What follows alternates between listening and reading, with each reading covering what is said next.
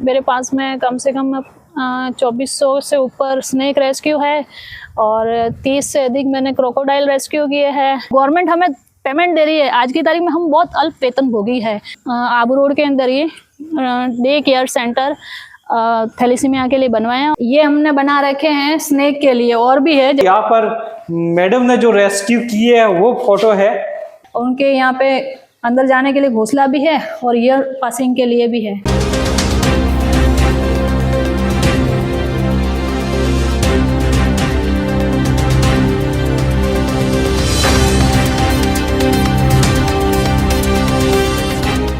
नमस्कार दोस्तों, मारवाड़ लाइव में पुनः स्वागत है। आज मैं एक कहानी लेकर आया हूँ। कहते हैं कि नारी सब पर भारी।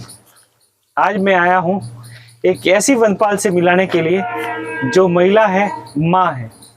उनकी कहानी शुरू हुई माँ बनने के बाद। अपना बच्चा बहुत ही बीमारी से पीड़ित हो जाता है और उसके बाद हर माँ बाप टूट जाते हैं, मगर इस महिला ने हिम्मत नहीं हारी और इन्होंने उसी तकलीफ को ताकत बनाकर एक वनपाल के रूप में अपने कार्य को चुना। आइए चलते हैं, इस महिला को आज मिलते हैं। इन्होंने फॉरेस्ट डिपार्टमेंट में अपना कार्य तो चुना, मगर उसके साथ साथ एक समाज सेविका के रूप में वो उभरी। इन्होंने लगभग 2500 के करीब सांपों का रेस्क्यू किया है। प्रत्येक जानवरों का उनकी देखभाल करना, उनकी रक्षा करना और उनको सही जगह सेफ्टी माध्यम से उनको पहुंचाना वो वनपाल का कर्तव्य होता है। और जहाँ फॉरेस्ट डिपार्टमेंट होता है वहां पर पूरा ध्यान रखना पड़ता है। न रात देखती है न दिन देखती है। तो आइए मैं आपको मिलवाता हूँ इस सिरोही की धरती से लेडी सिंघम जो फॉरेस्ट डिपार्टमेंट में है, अंजू जी चौहान। नमस्कार। तो अंजू जी, आपका सफर कैसे शुरू हुआ ये वनपाल के रूप में? जी, मेरे बच्चे को थैलेसीमिया था, तो उस समय थोड़ा सा शुरू में जब मुझे पता चला तो थोड़ी सी टूट गई थी। लेकिन बाद में जैसे जैसे मैंने उसका ट्रीटमेंट करवाया, अन्य बच्चों को जोड़ा, तो मेरा जो हौसला है धीरे धीरे विल पावर मजबूत हुआ। तो मैंने ऐसा सोचा है कि जब मैं समाज सेवा में कहीं जाती हूँ तो वहाँ कोई ना कोई आर्थिक स्थिति के बारे में हमको अपने जेब से कुछ रुपया निकालना पड़े। तो मैंने कंपटीशन की तैयारी की, क्यों ना मैं अपने कुछ सरकारी नौकरी या कुछ ऐसा कंपटीशन फाइट करके मैं खुद नौकरी लूँ, ताकि मैं अपने बच्चे की तो मदद कर पाऊँ, साथ साथ मैं अन्य बच्चों की भी कुछ ना कुछ आर्थिक रूप से मदद कर पाऊँ। तो वहीं से मैंने पढ़ाई वगैरह रात में करना शुरू किया, अपना टाइम निकालना शुरू किया और कंपटीशन फाइट करके मैंने फिजिकल की तैयारी करके फिर मैंने इसमें नौकरी में आई मैं। तो मतलब आपके बच्चों ने या कभी आपके पति का कैसा सहयोग रहा इसमें? हालांकि सबका इसमें परिवार का तो सहयोग रहता ही है, लेकिन कुछ परिस्थितियों में हमारा विल पावर खुद काम करता है। भले आपको अच्छी से अच्छी किताबें कोई लाके दे रहा है या परिवार का सदस्य कोई भी लाके दे रहा है, लेकिन आपका विल पावर कमजोर है, आप पढ़ना ही नहीं चाह रहे, तैयारी नहीं करना चाह रहे, तो वो काम नहीं आएगा। लेकिन आपके पास में सुविधाएं कम है, लेकिन आपका खुद का हौसला मजबूत है, तो आप सुविधाएं तो कहीं भी जाएंगे। आप पढ़ने लिखने के लिए आपको कोई भी किताब दे देगा, आप आराम से पढ़ सकते हो। बिना पैसों की मदद के भी आप पढ़ सकते, घर पे बैठ के भी तैयारी कर सकते। मैंने खुद ने घर पे बैठ के तैयारी करी। तो मतलब आपने ब्लड कितनी बार डोनेट किया है? मैं तो आज बच्चे का 4 साल का था और आज मेरा 17 साल का बच्चा हो गया है, तो कंटिन्यू मैं ब्लड डोनेट करती हूँ। तो भी ऐसा कोई काउंटिंग फिगर तो लिया नहीं है मैंने, लेकिन हाँ, हर 6 महीने में जब भी मुझे टाइम मिलता है, ये कैंप लगाते तो हम लोग करते ही करते हैं। तो जैसे देखा जाए कि कहते हैं कि शायद रिकॉर्ड लगभग सिरोही में तो किसी ने इतना रेस्क्यू नहीं किया सांपों का, तो उसके बारे में आप क्या कहना चाहते हो? कितनी संख्या होगी? हाँ, रिकॉर्ड नहीं किया, लेकिन मैंने एक रजिस्टर मेंटेन किया था। उस रजिस्टर के आधार पे आज मेरे पास में कम से कम 2400 से ऊपर स्नेक रेस्क्यू है और 30 से अधिक मैंने क्रोकोडाइल रेस्क्यू किए हैं और 100 से ऊपर मेरा अजगर रेस्क्यू हो गया। उसके साथ में स्लोथ बियर का रेस्क्यू किया है मैंने, और जो सीआर का रेस्क्यू किया, और सीवेट का रेस्क्यू बहुत ज़्यादा मैंने किया है। और जब मैं रेस्क्यू करके कोई वीडियो उसका बनता था तो मेरे पास में कमेंट भी आते थे कि हमें तो सीवेट को देखना भी मुश्किल होता है, और आप इतने अच्छे से आपने हाथ में भी रेस्क्यू कर दिया और उसको इतने अच्छे से तैयार करके सेफ्टी से रिलीज भी कर दिया। तो वो एक बहुत अच्छा लगता है कि सभी प्रशंसा करते तब। तो कई मर्तबा ऐसा हुआ होगा कि फोन भी बंद है, कोई आसपास में नहीं है, तो डर का माहौल तो सब जगह रहता ही है। और हमारी नौकरी ऐसी है कि पुलिस महिला कर्मी होती है, वो एक सिटी के अंदर नौकरी करती है। थाने भी ज़्यादा सिटी में बने होते हैं, लोगों के बीच में रहती है, उसको सारी सुविधा रहती है, नेटवर्क से लेकर हर चीज़ की। लेकिन महिला वनकर्मी एक ऐसी पोस्ट है जो जंगलों के अंदर रहना है, नो नेटवर्क जोन, और प्लस हमें वॉशरूम वगैरह इन सब चीज़ों की भी तकलीफ का सामना पड़ता है। प्लस हमारे जो चौकियाँ बनी होती हैं वहाँ कहीं कहीं लाइट भी नहीं है। तो हमारे लिए तो बड़ा है कि हम कई गुना जो गवर्नमेंट हमें पेमेंट दे रही है, आज की तारीख में हम बहुत अल्प वेतनभोगी है, तो जितना पेमेंट दे रही है ना उससे कहीं गुना हम लोग सरकार की भी मदद कर रहे हैं और पर्यावरण को बचाकर लोगों की, आम पब्लिक की भी मदद कर रहे हैं।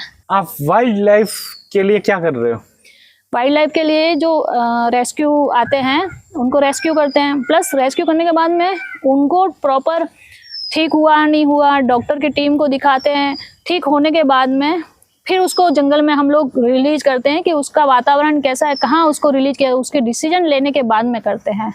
और कुछ स्कूल के जैसे स्टूडेंट है, कॉलेज के स्टूडेंट है, कभी कभार वो जैसे कोई जानवर, उनको सबको पता है कि यहाँ पे एक महिला स्टाफ लगे हुए हैं और बहुत अच्छा से काम करते, तो वो लेके आते खुशी खुशी। जैसे ही कुछ घायल हुआ तुरंत ही अपनी सेवा लेके आ जाएंगे और फिर वो देखते हैं यहाँ पे 1-2 दिन मॉनिटरिंग में उनका भी सहयोग लेते हैं, आप भी देखिए भैया ये ठीक हुआ नहीं हुआ। फिर जब रिलीज करते हैं तो उनको दिखाते हैं कि आपने जो जानवर रेस्क्यू करवाया था वो प्रॉपर ठीक हुआ और प्रॉपर रिलीज हुआ। स्कूल के छोटे छोटे बच्चे भी कभी यहाँ देखने आते हैं, कोई वन्य जीव आता है तो जब तक छोटे बच्चे हैं, स्कूल के स्टूडेंट, वो जब जुड़ते हैं तो अच्छा लगता है कि आने वाला भविष्य है ये वन्य जीवों के लिए सुरक्षित होगा, इनको प्रेम होगा, तो ये लोग उनकी मदद करेंगे और उनके साथ साथ जो अपना इकोसिस्टम है, जो अपने बायोडाइवर्सिटी के जो छोटे छोटे पार्ट है, वो सब एक बैलेंस के रूप में होंगे। महिला को और इस तरफ आना हो अगर, तो उसके लिए क्या तैयारी करनी पड़ेगी?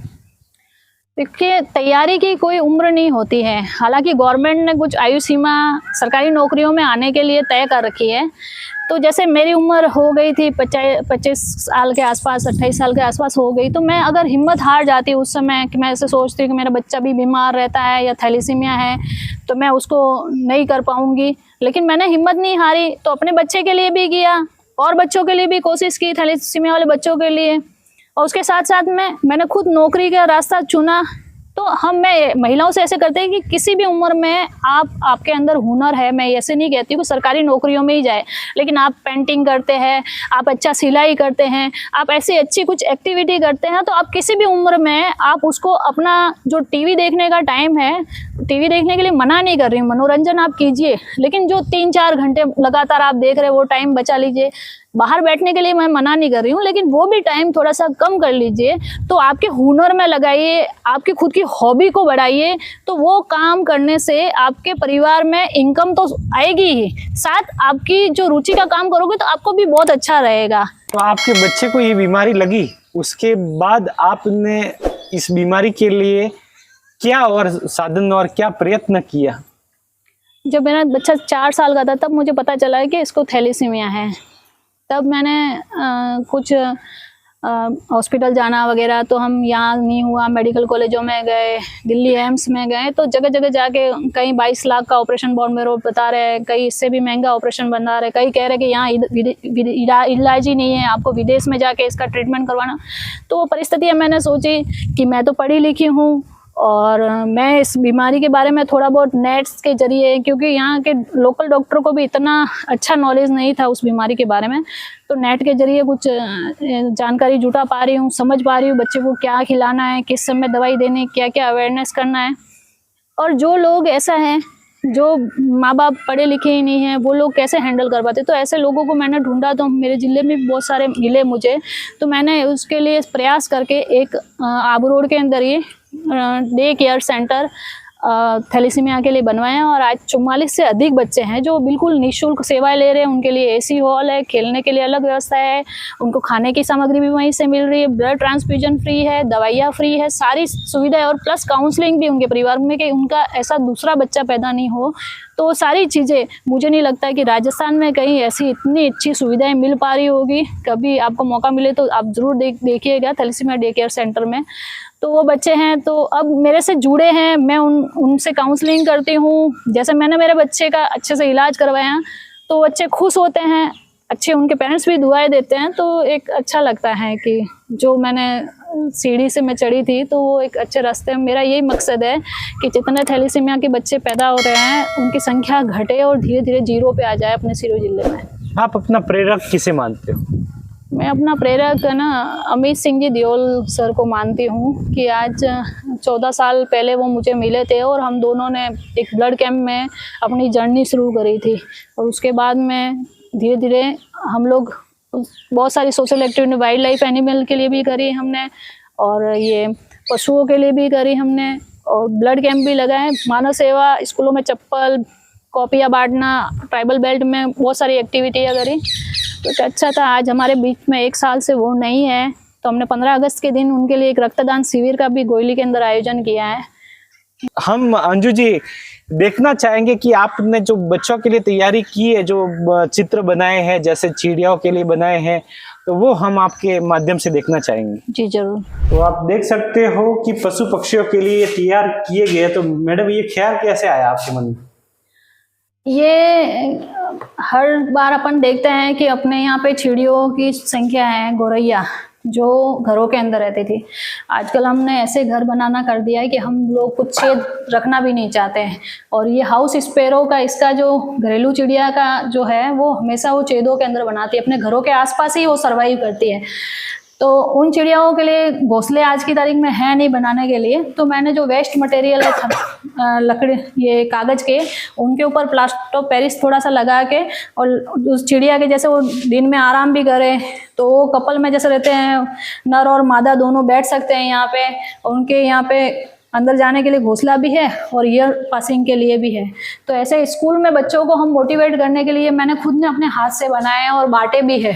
ये अपने ट्राइबल बेल्ट के लोगों के लिए मैंने एक बनाया था कि ये प्लास्टर ऑफ पेरिस से और वेस्ट मटेरियल जो कार्डबोर्ड होता है ना, जो उससे बनाया मैंने, और अपने आने वाले 50 सालों में भी ये खराब नहीं होगा। तो आप देख सकते हो यहाँ पर मैडम ने जो रेस्क्यू की है वो फोटो है।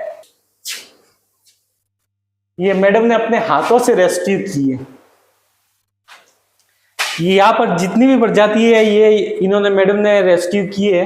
ये इनसे मिल रहा है, और मैं लगभग, ये अमित सिंह जी देवल है और इनके बारे में अभी भी जिक्र किया है, बहुत सारा रेस्क्यू किया। ये आप देख सकते हो पशु पक्षियों के लिए पानी की व्यवस्था के लिए। तो मैडम इसमें कोई शुल्क रहता है कि क्या है? नहीं, ये भामाशाहों के द्वारा भेजा गया सामान है। हर साल वो पानी के लिए वन्य जीवों, जैसे यहाँ पे बंदर है, नेवले है, जो लोकल एरिया में अपने घरों के आसपास में वन्य जीव होते हैं, उनके लिए ये पानी की टंकियां हैं। और ये छोटे परिंदे भी, हम प्लास्टिक के परिंदे भी बांटते, तो भामाशाह हर साल हमारे पास में आते हैं। और ऐसे इसके बारे में मैडम थोड़ा बताइए। जैसे मेरे पास में बजट की कमी रहती है, तो अभी सरकार से तो इतना बजट मिला नहीं है, तो मैंने कुछ लोकल पेपर से ही प्रिंट निकाल के कुछ वाइल्ड लाइफ एक्ट लगा रखे हैं और पग मार्क लगा रखे हैं, वाइल्ड लाइफ की जानकारी के बारे में, और उनके साइंटिफिक नाम इसमें लगा रखे हैं। ये हमारे रेस्क्यू के संसाधन है। तो ये कोई नेवला है, सिवेट है, थोड़े बड़े जानवरों के लिए हमने बना रखे हैं। और ये हमने बना रखे हैं स्नेक के लिए। और भी है, जैसे एक साथ में हमारे पास में 8-10 स्नेक आ जाए, जब तक हमें बाहर जाने की जरूरत नहीं है, क्योंकि तुरंत पकड़ना तुरंत छोड़ना नहीं है। दिन भर के जितने भी स्नेक आ रहे हैं उनको एक साथ में हम रिलीज करेंगे, तो उसके लिए हमने कर दिया। इनके बारे में मैडम थोड़ा बताइए। ये खरगोश किस विषय से यहाँ पर है? ये खरगोश कोई पाल नहीं सकता था, तो पहले हम यहाँ से पीएफए में भेज देते थे, लेकिन अभी अमित सिंह जी के जैसे ऑफ होने के बाद में इतना रेगुलर हम उनके अंदर है, जुड़े हुए नहीं है पीएफए संस्था से, तो ये तो पालतू है, लेकिन कोई पालने में सक्षम नहीं था। तो उनकी देख रेख में, क्योंकि हमारे पास में पिंजरे वगैरह हैं, तो यहाँ पे सुरक्षित है, तो इस सुरक्षा के हिसाब से इन्होंने रख दिया। तो मैडम इनको जंगलों में नहीं छोड़ सकते? नहीं, ये फिर कुत्ते वगैरह इनको मार देते, वहाँ सर्वाइव नहीं कर पाएंगे। अच्छा। उसके साथ में एक कछुआ भी है जो आंखों से देख नहीं सकता। ये है, आंखों से देख नहीं सकता। एक वन रक्षक के रूप में इन्होंने अपनी भूमिका बहुत ही बढ़िया निभाई है, और जिसको लेडी सिंघम के नाम से भी हम जानते हैं, मगर उन्होंने एक मदर टेरेसा की भांति सेवा में भी अपना हाथ आजमाया और लोगों के लिए हमेशा सेवाएं करती रही। जहां पर भी कैंप की सूचना मिलती या कैंप नहीं होता था, तो भी अपनी कार्य से समय पाकर रक्तदान पहले कर दो। जो बीमारी अपने बच्चे को हुई है उस बीमारी को लेकर लोगों में जागरूकता फैलाना और जो बच्चे भी इससे पीड़ित है उनकी सहायता करना, उनके लिए यहाँ पर ट्रीटमेंट लागू करवाना, ये भी बहुत बड़ी बात है। इन्होंने पेड़ों के लिए भी हमेशा कुछ न कुछ नया करने की कोशिश की है और जो पशु पक्षी है उनके लिए भी हमेशा कुछ नया करने की कोशिश की। इनका सफर आपको कैसा लगा वो जरूर हमें बताएं। शायद ऐसा रिकॉर्ड किसी के पास नहीं होगा जो इनके पास है। इनकी भांति प्रत्येक को दायित्व बनता है कि काम करने का, और खास महिला और बहनों के लिए इन्होंने शिक्षा दी है कि आप मां बनने के बाद भी अगर आपके अंदर कार्य की रुचि है तो बहुत कुछ हासिल कर सकते हैं। तो दोस्तों, इस कहानी के बारे में आपने जाना होगा, कैसी लगी ये कहानी उसके बारे में कमेंट बॉक्स में जरूर लिखें। हमारा ये वीडियो अन्य लोगों तक पहुंचाए ताकि उनको भी प्रेरणा मिले इनसे और वो भी अपनी जिंदगी में बहुत कुछ हासिल करें। ऐसे व्यक्तित्व को आगे लाना हमारा मारवाड़ लाइव का मोनो है। तो मारवाड़ लाइव के चैनल के बारे में भी जरूर लिखें। मेरे साथ राहुल भाई थिंगो डीओपी के रूप में मौजूद थे और मैं आपका दिनसा मारवाड़ी। हमेशा फिर मिलेंगे किसी नई कहानी के साथ।